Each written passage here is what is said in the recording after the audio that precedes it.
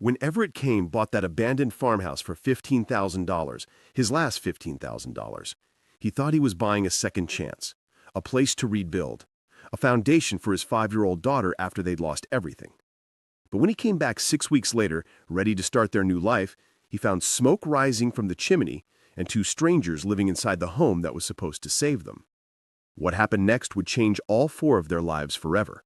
But first, you have to decide whether to call the police or take a leap of faith that defies all logic. Before we continue, please tell us, where in the world are you tuning in from? We love seeing how far our stories travel.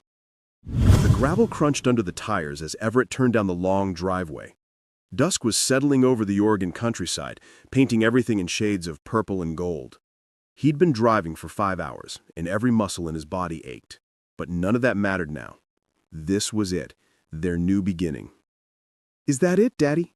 Kira's voice was bright with excitement from the passenger seat. "Is that our house?" Everett smiled despite his exhaustion. "That's it, sweetheart. That's—" He stopped mid-sentence. His hands tightened on the steering wheel. Smoke. There was smoke rising from the chimney. His heart hammered against his ribs as he pulled the truck to a stop about 20 feet from the house. The farmhouse looked exactly as he'd remembered from his quick inspection 6 weeks ago. Weathered white paint, sagging porch, overgrown weeds. But someone had been here. Someone was inside. "Daddy?" Kira's voice was uncertain now. "Why did we stop?" "Stay in the truck, Kira." Everett's voice came out sharper than he intended. He softened it. "Just for a minute, okay? Let me check something. But stay here." He squeezed her hand, then opened the door and stepped out. The evening air was cold against his face. He could smell wood smoke now, definitely coming from inside. His mind raced through possibilities. Squatters, vandals, maybe some kids using it as a party spot. He approached the front door slowly, his construction worker's instincts on high alert. The door was slightly ajar. Everett pushed it open, and his breath caught. The main room had been swept clean. A fire crackled in the stone fireplace he'd assumed didn't work. 2 young women stood frozen, their eyes wide with terror. They looked identical, same slight build, same long blonde hair pulled back in ponytails, same dirt-smudged faces. For a moment, nobody moved. Then one of them stepped forward, her hands raised as if in surrender. Please don't call the police. We'll leave right now. We just needed somewhere." "Who are you?" Everett's voice was harder than he felt. His mind was spinning. These weren't vandals. They looked terrified. The other twin moved protectively in front of her sister. "We're sorry. We thought this place was abandoned. We've only been here for a few weeks. We haven't damaged anything, I swear to you. We'll pack up and go. Just please, don't call the cops." Everett looked around the room more carefully. The floor had been swept. The broken windows were covered with cardboard and plastic, sealed tight against the cold. Someone had cleared out years of debris. The fireplace wasn't just working, it was clean, like they'd actually taken time to make it safe. "How did you even know about this house?" he asked. The first twin, the one who'd spoken, wrapped her arms around herself. She looked young, maybe early 20s. "We used to live in Millbrook, about 10 miles from here. Everyone knew this place had been empty for years. We didn't think anyone would. We didn't know someone bought it." "Daddy?" All 3 of them turned. Kira stood in the doorway, clutching her stuffed rabbit, her brown curls wild around her face. She looked at the 2 women with open curiosity rather than fear. "Kiara, I told you to stay in the truck." Everett moved toward her instinctively. "I know, but it's really cold and I saw the smoke and I thought maybe we could have a fire too." She tilted her head, studying the twins. "Are these ladies going to live with us?" The question hung in the air like smoke. "No, sweetheart, we're leaving," one of the twins said quickly. "We're really sorry. We'll be gone in 10 minutes. But Kira had already walked further into the room, her small hand reaching out to touch the fire's warmth. "It's nice in here. Way better than the truck." She looked up at her father. "Can they show us how they made the fire work? You said the fireplace was broken." Everett felt something shift inside his chest. He looked at his daughter, This little girl who'd lost her mother 8 months ago, who'd slept in a motel room for weeks, who'd watched their entire life get sold piece by piece, standing there with such simple, uncomplicated kindness. Then he looked at the two young women, really looked at them. They were terrified, not just of him, but of something deeper. He recognized it because he'd seen it in his own mirror for months, the kind of fear that comes from having nowhere to go and no one to turn to. "Sit down," he said quietly. The twins exchanged glances. "Please," Everett added, "just sit. Let's figure this out." 20 minutes later, they were all sitting around the fire. Kira had curled up against Everett's side, fighting sleep but determined to stay awake for whatever happened next. The twins sat across from them, perched on the edge of an old crate, like they might need to run at any moment. "I'm Autumn," one of them said softly. "This is my sister, Willow. We're twins, obviously." "Obviously," Kira murmured sleepily, and despite everything, Autumn smiled.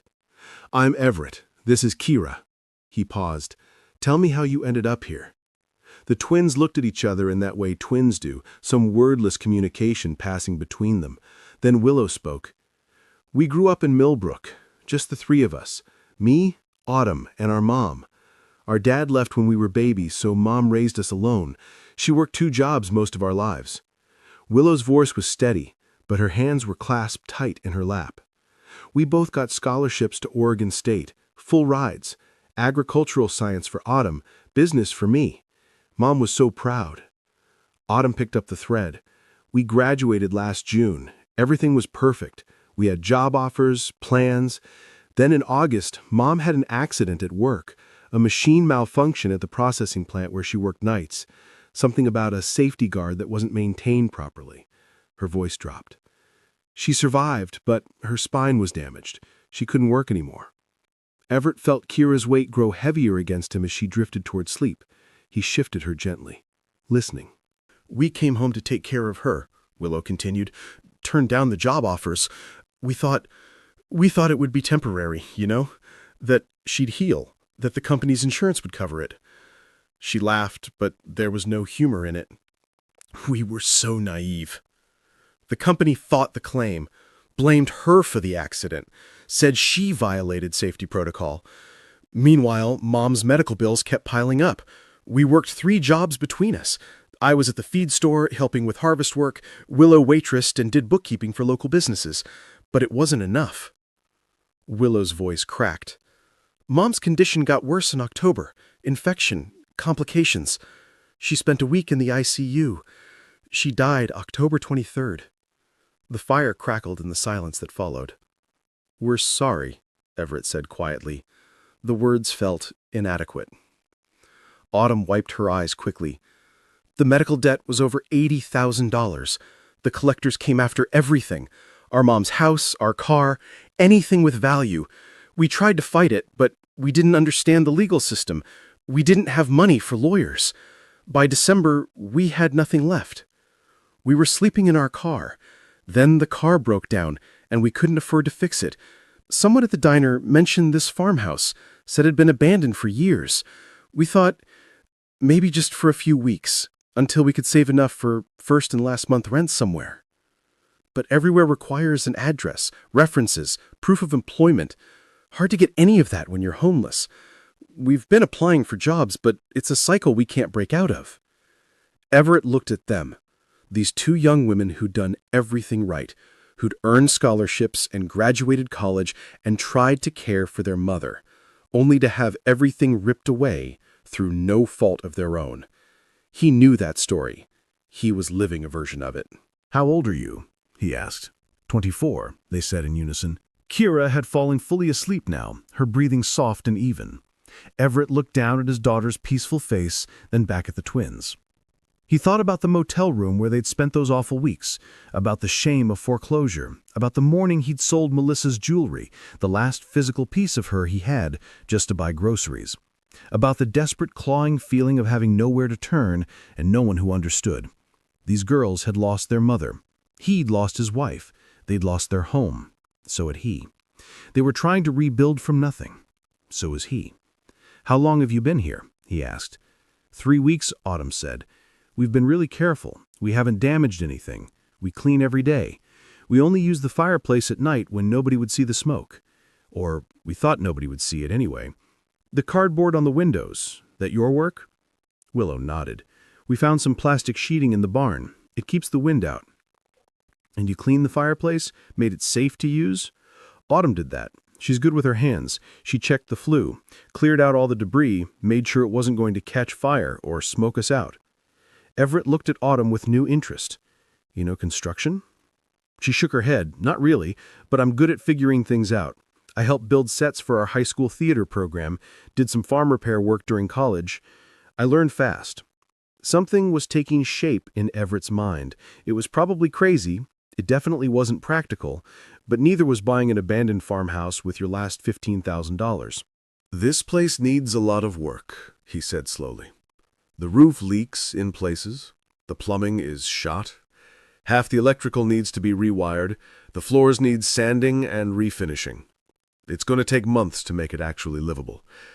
The twins nodded, confused about where he was going. I'm a contractor, or I was. I owned a restoration company in Seattle. Lost it 8 months ago, along with everything else. That's why I bought this place. It was all I could afford. A chance to start over with Kira. He took a breath. Here's what I'm thinking. I need help fixing this place up. I can't pay much, barely anything at first. But if you help me with the work, you can stay. We'll figure out sleeping arrangements, get the utilities turned on properly, make it work. You learn construction skills, I get labor. Kira gets... He glanced down at his daughter. She gets people around, besides just me. The silence stretched. Are you serious? Willow's voice was barely a whisper. I'm serious, but there are rules. We're honest with each other, always. We all pull our weight. And we figure this out together as we go. Deal? Autumn's eyes filled with tears. Why would you do this? You don't know us. Everett thought about that question, about the phone call from the hospital, about signing the foreclosure papers, about the motel manager's pitying look when he'd paid for another week with crumpled bills. Because 6 months ago, I would have done anything for someone to give me a chance. So, I'm giving you one. Willow stood up abruptly and turned away, her shoulders shaking. Autumn moved to her sister's side, and Everett heard Willow's quiet sobs. Thank you, Autumn said, her own voice thick with emotion. Thank you. Everett nodded, adjusting Kira in his arms. Get some sleep.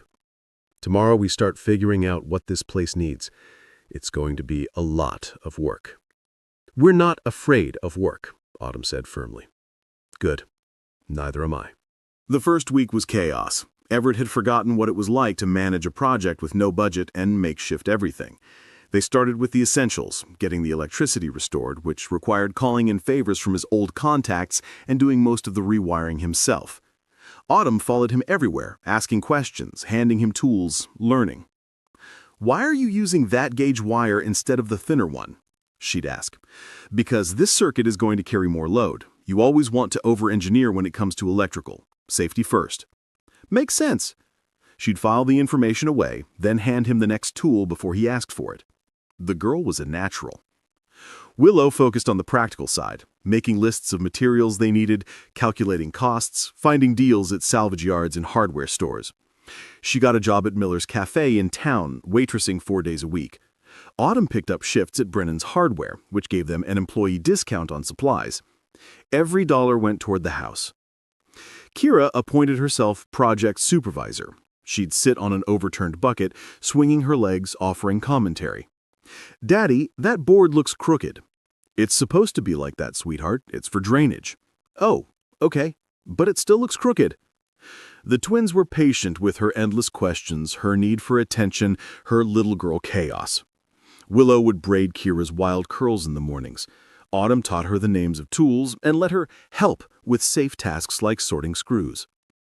One evening, about 2 weeks in, Everett came downstairs to find Willow making dinner while Kira sat at the counter chattering about her day. And then Autumn let me use the real hammer, the small one, not the toy one, and I hammered 3 whole nails. Kira's eyes were bright with pride. 3 whole nails, Willow repeated seriously. That's impressive. You'll be a builder like your dad in no time. That's what Autumn said, Kira beamed. Then more quietly, Willow, do you think Mummy would be proud of me? Everett froze in the doorway. They hadn't talked much about Melissa. Every time he tried, the words got stuck in his throat. But Willow didn't hesitate. She set down her wooden spoon and turned to face Kira fully. I think your mommy would be so proud of you, Willow said gently. You've been so brave through all the hard changes, and you're learning so much. I bet she'd love to see you hammering nails and helping build your new home. Kira nodded slowly. I miss her. I know, sweetheart. I miss my mom too.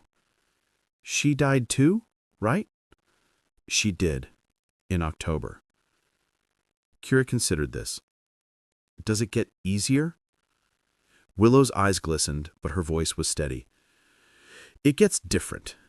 You don't miss them less, but it hurts a little less over time, and you find ways to keep them with you. Memories, things they taught you, ways they loved you. Those things stay. Everett's throat tightened. He'd been so focused on survival, on keeping Kira fed and sheltered and physically safe, that he hadn't known how to help her grieve. But Willow understood in a way he couldn't. Later that night, after Kira was asleep in the small bedroom they'd made livable first, Everett found Willow on the porch. Thank you, he said, for what you said to Kira earlier. Willow looked surprised. You heard that? I did. I had been failing her with that stuff, not knowing what to say, how to help her process it. You haven't been failing her, Willow said firmly. You've been keeping her alive and safe and loved through an impossible situation. That's not failing. She misses her mom. I don't know how to be both parents. You don't have to be both parents. You just have to be her dad, and you're doing that perfectly. Everett sat down on the porch steps. The night was cold and clear, stars scattered across the sky like spilled salt. Tell me about your mom, if you want to. So Willow did. She told him about Sandra Hayes, who'd raised twins alone and made them feel like they had everything, even when they had nothing. Who'd worked herself to exhaustion so her daughters could go to college. Who'd been so proud when they graduated that she cried through the entire ceremony. She was tough, Willow said, but also soft, you know? She'd work a 12-hour shift and still come home and make us elaborate birthday cakes from scratch. She taught us that working hard didn't mean you couldn't be kind. She sounds incredible. She was. I keep thinking she'd be horrified that we ended up homeless, like we'd let her down. You didn't let her down, Everett said. You tried to save her. You gave up your futures to take care of her. That's love, not failure. They sat in a comfortable silence for a while. Then Willow asked, What was your wife like? Everett felt the familiar tightness in his chest. Melissa. She was the organized one, the planner. I'd get excited about a project and jump in, and she'd be the one making sure we'd actually thought it through. He smiled despite the ache. She was funny. Terrible jokes, but she'd laugh at them herself so hard you couldn't help but laugh too. And she loved Kira so much it terrified her sometimes. Terrified her? She'd say, I never knew I could love something this much. What if something happens to her? How would I survive? I'd tell her nothing was going to happen, that we'd keep Kira safe. His voice dropped. Turns out I should have been worrying about keeping Melissa safe. You couldn't have prevented an aneurysm. I know. Logically, I know that. But there's a part of me that feels like I should have seen it coming, should have done something. That's grief talking, not logic, Willow said softly. It makes us believe we had more control than we did. Everett looked at her, really looked at her. In the moonlight, with her guard down, she looked younger than 24, but her eyes held understanding beyond her years. How'd she get so wise? He asked. Willow laughed. Trauma and therapy. Mom made us see a counselor after Dad left. Best thing she ever did for us, honestly. Taught us how to process stuff instead of just burying it. Maybe I should try that. Maybe you should. By March, the farmhouse was starting to look like an actual home. They'd gotten the plumbing working, which meant hot showers, a luxury that made all of them emotional the first time they used one. The kitchen was functional, with salvaged cabinets Autumn had refurnished and countertops they'd pieced together from discount supplies. 3 bedrooms upstairs were livable now. Everett and Kira in one, Autumn in another, Willow in the third.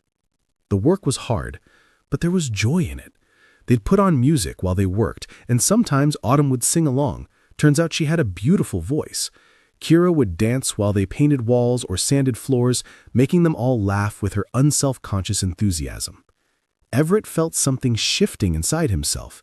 Not forgetting Melissa, he'd never forget her, but making room for the present, for the sound of laughter in a house that had been silent for so long, for the satisfaction of building something with his hands again, for the unexpected family forming around their shared brokenness. One Saturday in late March, they decided to tackle the disaster that was the backyard. Years of neglect had turned it into a jungle of weeds and overgrown bushes. Autumn surveyed the chaos with her hands on her hips. "You know what this space needs? A garden." "A garden?" Everett raised an eyebrow. "We're barely keeping up with the house repairs." "I know, but hear me out. My degree is in agricultural science. I could design a vegetable garden, nothing fancy, just basics, tomatoes, lettuce, herbs. It would save us money on groceries, and gardening is therapeutic." She gave him a meaningful look. "We could all use more therapeutic." "Can we grow strawberries?" Kira asked hopefully. "I really like strawberries." "We can definitely grow strawberries," Autumn promised. So they spent the day clearing weeds and preparing beds. Autumn explained about soil composition and drainage while they worked. Willow took notes, always the organizer, planning out what they'd plant and when. Everett found himself watching them work. The way Autumn's face lit up when she talked about growing things, the way Willow made even manual labor feel structured and achievable, the way Kyra absorbed everything like a sponge. "Daddy, look!" Kira held up a worm. "Autumn says worms are good for gardens because they make the dirt better." "That's right," Everett confirmed. "Worms are helpful." "Everything's helpful if you put it in the right place," Autumn said. Then, catching Everett's eye, "I think people, too." That night, exhausted and dirt-covered, they ordered pizza, a rare splurge, and ate it sitting on the porch as the sun set. "You know what I just realized?" Willow said. 3 months ago, Autumn and I were sleeping in our car, terrified about where we'd end up. Now look at us. We have a home. We have work we're good at. We have—" She paused, emotional. "We have a family again." Autumn raised her pizza slice in a toast. "To second chances and abandoned farmhouses." "And to people who see strangers and offer help instead of judgment," Willow added, looking at Everett. Kira held up her juice box solemnly. "And to strawberries." They all laughed, and Everett felt something warm spread through his chest. Not happiness exactly, he wasn't sure he was ready for that word yet, but something close, something like hope. Spring rolled into summer, and with it came steady progress on multiple fronts. Everett's reputation in the construction world started to rebuild. He took on a small restoration project in town, a historic building that needed careful work. He brought Autumn with him, and she impressed the clients so much they asked if she was available for other projects. "She's got an eye for it," the client told Everett, "and she's meticulous. You don't find that much anymore." By June, they had enough work lined up that Everett officially made Autumn his business partner. She cried when he told her. "You don't have to do this," she said. "You've already done so much for us." "I'm not doing it for you," Everett replied honestly. "I'm doing it because you're talented, and I'd be stupid not to recognize that. This is business. You've earned it." Willow's catering side hustle was growing too. It had started with her making extra food and selling it at the farmer's market. Then someone hired her to cater a small party. Then another. By July, she had regular clients and was seriously considering making it a full business. "I'd need a proper kitchen, though," she said one evening, reviewing her finances. "The farmhouse kitchen is great for us, but if I'm going to scale up, I need commercial space." "There's that empty storefront next to Miller's Cafe," Autumn suggested. "I saw a for lease sign last week." They started planning, calculating, dreaming. Kiera turned 6 in August, and they threw her a party in the backyard, now transformed by Autumn's garden into something magical. Kids from Kiera's kindergarten class came, and their parents stayed, charmed by the unconventional household and the obvious love that held it together. Everett stood at the edge of the yard, watching Kiera lead a game of tag, her laughter bright and unself-conscious. "She's thriving," Willow said quietly, appearing at his elbow. "She is, because of you and Autumn. The way you both just stepped into her life and loved her without hesitation. It wasn't hard to love her. She's incredible." "She is," Everett agreed. Then, before he could stop himself, "So are you." Willow turned to look at him, surprise and something else, something warmer in her eyes. Everett felt his face heat. "I just mean, you're good with her, and you've been good for both of us. I don't know how to thank you properly." "You already did," Willow said softly. "You gave us a home when we had nothing. You can't outthank that, Everett." They stood there, the sounds of children playing and summer insects buzzing around them, and something unspoken hung in the air between them. Later that night, after all the guests had left and Kiera had crashed hard from sugar and excitement, Everett found Autumn sitting on the porch. "Need some company?" he asked. "Always." She patted the step beside her. They sat in comfortable silence for a moment. Then Autumn said, without preamble, "You should tell her." Everett's stomach dropped. "Tell who what?" "Willow, that you have feelings for her." Autumn smiled at his panicked expression. "Don't look so terrified. I'm not mad about it. I'm not. Please, I'm her twin. I notice everything. And for what it's worth, she feels the same way." "She does?" The hope in his voice was embarrassing. "She does, but she's too scared to say anything because she doesn't want to mess this up. What we have here, this household, this family, it means everything to her, to both of us. She'd rather swallow her feelings than risk losing this." "What if acting on it does mess things up?" Autumn turned to look at him directly. "What if it makes things better? Everett, you gave us our lives back. You didn't have to do that. You chose to when you could have easily called the cops that first night. You saw two desperate people and decided to help instead of punish. That says everything about who you are." "I was desperate too. I recognized it." "Exactly. You understood what we needed because you needed the same thing. And we've built something real here, something good. Don't you think you deserve to have something good for yourself too?" Everett thought about Melissa, about the guilt he still carried, about whether it was too soon or if there even was a right time for these things. "I don't know if I'm ready," he admitted. "That's fair. But maybe ask yourself, will you ever feel completely ready?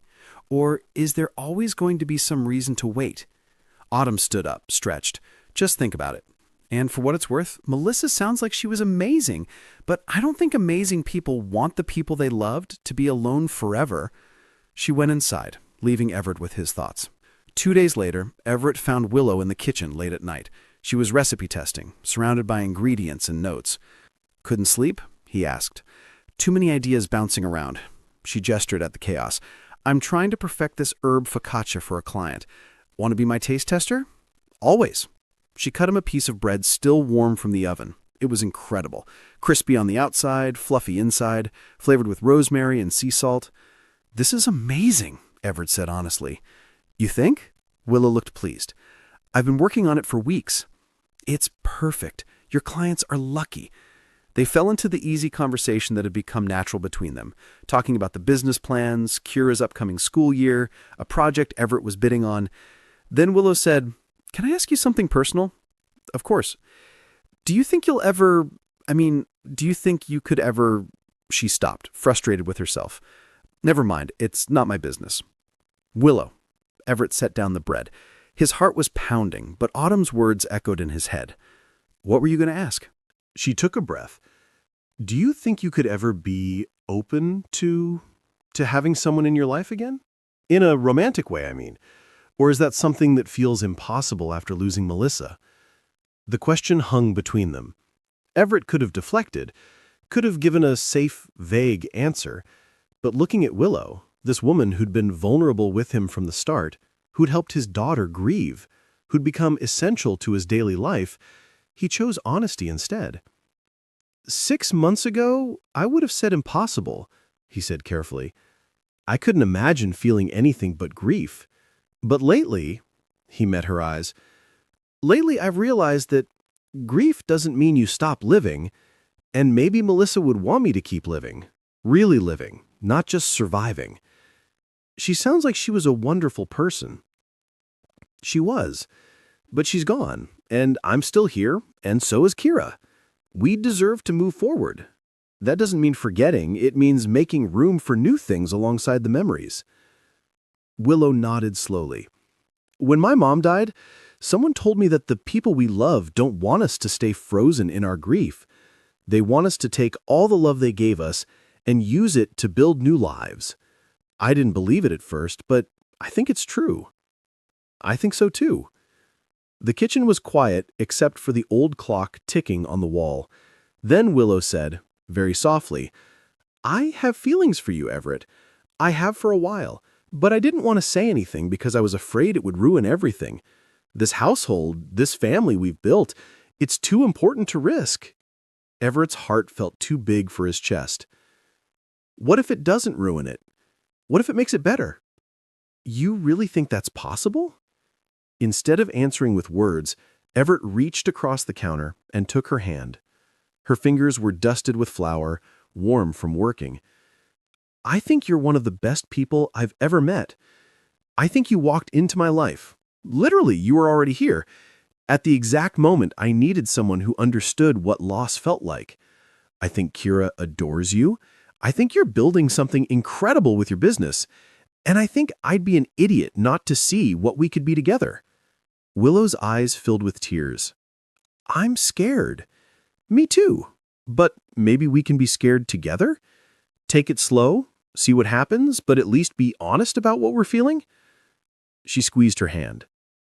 I'd like that. A lot. They stayed like that for a long moment, hands clasped over a counter covered in flour and recipe notes, in a kitchen in a farmhouse neither of them had planned to call home.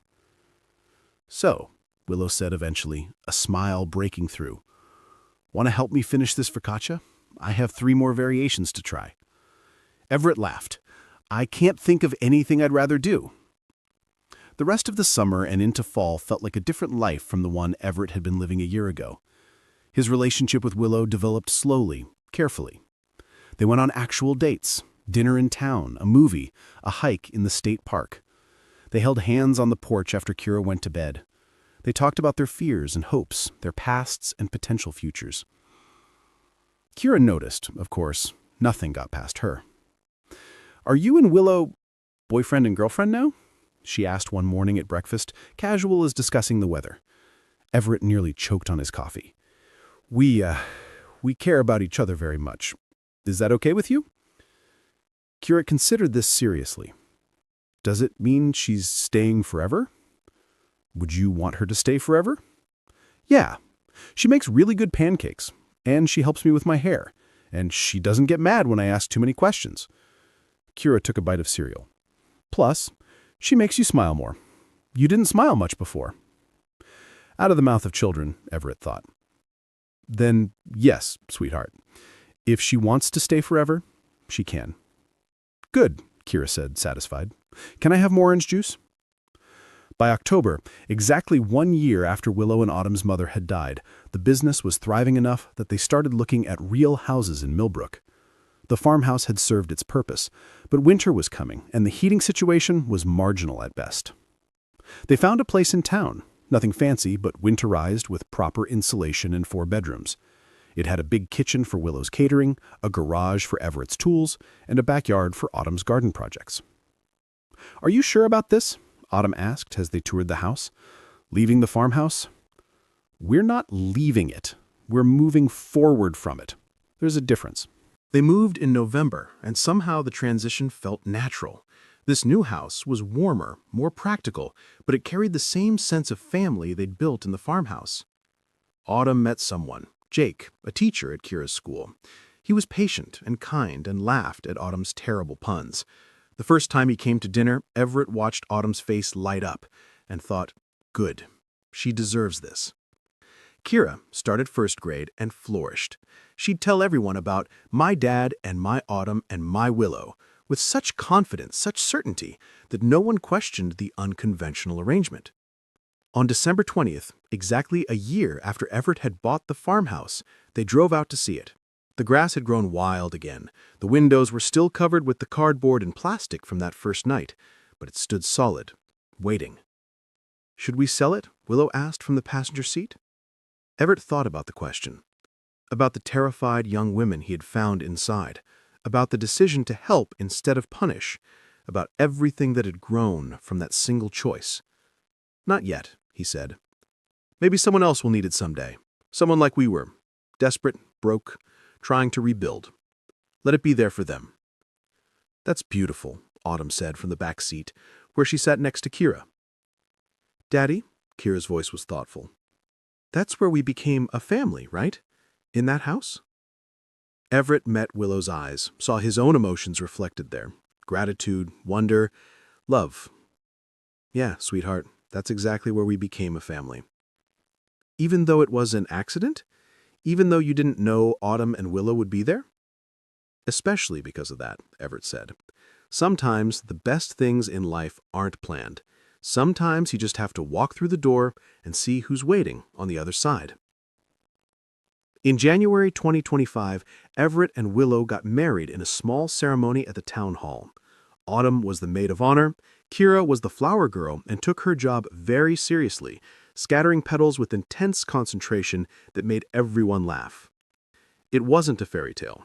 It was better than that. It was real, built on shared trauma and hard work and the choice to keep showing up for each other every single day. Autumn and Jake got engaged in March. They talked about staying in Millbrook, about building something together the way her sister had. The business continued to grow. Kane and Hayes Restoration had a reputation now. Quality work, fair prices, attention to detail. Willow's catering operation, Wild Herb Kitchen, had a waiting list of clients. They were building something real, something lasting. One evening in late March, almost exactly 2 years after that first night, Everett found himself on the porch of their proper house in town. Willow sat beside him, her hand in his. Through the window, they could see Autumn and Jake playing a board game with Kira, everyone laughing at something. "You ever think about how different things could have been?" Willow asked quietly. "If you'd called the police that night? If you'd told us to leave?" "Sometimes," Everett admitted, "but I try not to. What's the point? This is where we are. This is what we built." "We built something pretty amazing." "We did." They sat in comfortable silence, the kind that comes from truly knowing someone. Then Willow said, "Thank you for seeing us when you could have just seen trespassers. Thank you for being brave enough to still be there when I arrived, for not running before I pulled up. Where would we have run to?" "Exactly." We all needed each other, even if we didn't know it yet. Inside, Kira's laughter rang out, bright and joyful. She was 7 now, tall and confident, with her mother's curiosity and her father's determination. She had Autumn teaching her carpentry and Willow teaching her to cook. She had a father who'd walked through fire and come out still capable of love. She had a family she didn't question, because love, to her, was just what you did for the people who mattered. Have you ever experienced a moment that changed everything? A decision that seemed small at the time, but ended up reshaping your entire life? Sometimes the people we're meant to find aren't the ones we go looking for. They're the ones already waiting in the places we're brave enough to call home. If this story touched you, if you believe in second chances and the families we build from broken pieces, leave a comment below. Tell me about a time someone saw you when you needed it most, or when you chose compassion over judgment. And if you're still watching, thank you. Subscribe for more stories about the unexpected ways we find each other and the courage it takes to rebuild. Because sometimes The best homes aren't the ones we planned for. They're the ones we discover when we're brave enough to walk through the door.